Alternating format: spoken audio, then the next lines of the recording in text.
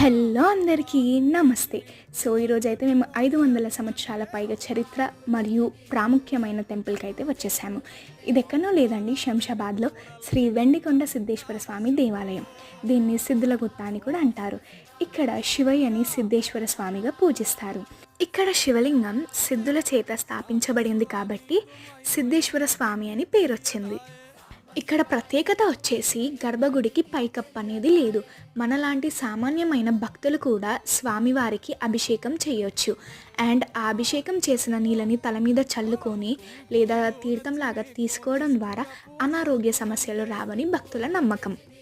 ఈ గుడి చుట్టూ అయితే గుట్టలు ఉంటాయి. ఈ గుట్ట తెల్లగా మెరుస్తూ ఉంది కాబట్టి దీన్ని వెండికొండ అని అంటారు. పూర్వము సిద్ధులు ఈ గుట్టల్లో తపస్సు చేశారు కాబట్టి దీనికి సిద్ధుల గుట్ట అని పేరు వచ్చింది. ఈ గుడి చుట్టూ గుట్టలతో చెట్లతో చాలా ప్రశాంతంగా చల్లగా ఉంటుంది.